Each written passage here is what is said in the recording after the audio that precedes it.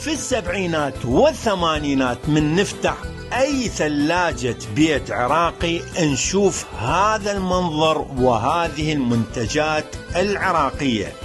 معمل ألبان أبو غريب قيمر مبستر، السعر 60 فلس، والزبد والحليب المعقم والحليب المطعم كانت لذيذة جدا.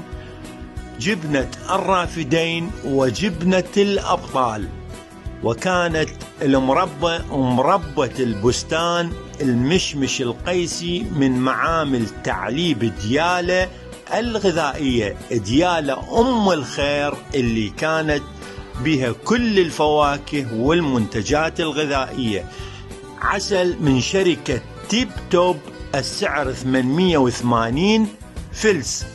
كان عسل يصنع في العراق ولا يستورد.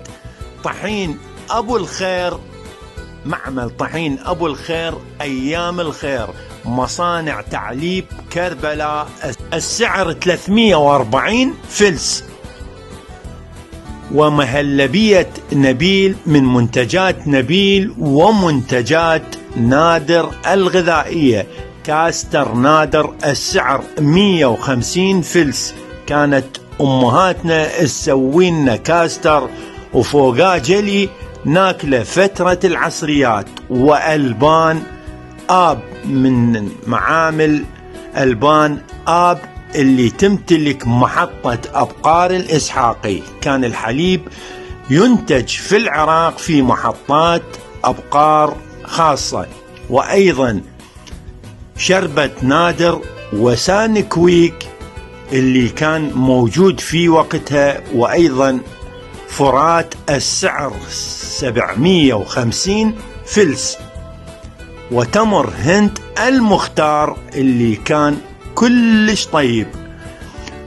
ومعمل البدوي للخل والبيكنج باودر والبهارات كانت تصنع في العراق. وصاص غادة وأيضا عنبة الباخرة، السعر 900 فلس. كان العراق يصنع العنبة ولا يستوردها. ماء ورد الممتاز، السعر 180 فلسا. كان هذا الديلاب نلعب بيه والضوء من كنا صغار. بطاريات النور كانت حاضرة بالثلاجة. وأيضا كان اكو قرص فيتامين سي بطعم البرتقال من شركة سامراء للأدوية، الأدوية من شركة سامراء الراقية. وعنبر معجون الأسنان ويا فرشة الريم العراقية، البيض عراقي 1 آيار 1986. هذه المنتجات كانت هي صناعة عراقية. الفريز من نفتحه نتفاجأ من خيرات الله الموجودة به، السمك والدجاج، دجاج فارس والمتحدة، وكبة أبو مايكل، وهمبرجر أبو يونان اللي جيل السبعينات والستينات يتذكر هذه المنتجات. الشابي والبيبسي وقهوة بسكولاته الباردة. قبل 50 عام العراق يصنع قهوة باردة، والنمنمات اللي كانت أمنا تجيب لنا إياها السعر 60 فلس رأس العبد. وهنا من بسكولاته بالمكسرات أيضا السعر 60 فلس. هذه المنتجات كانت تصنع داخل العراق بأيادي عراقية. خيرات الله موجودة بالثلاجة. التمر 400 نوع. أما الطرشي المدبس وطرشي الشلغم اللي كانت أمنا تسوي،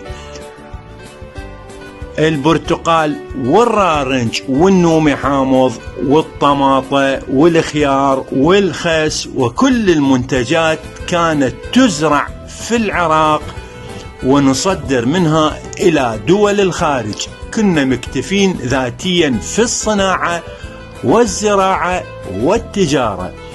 الباذنجان الصغير والكبير، الطماطة، البصل، كله من بلد ومن ديالة. هذه المنتجات راحت مثل ما راح الوقت وراحت أهلها وياها.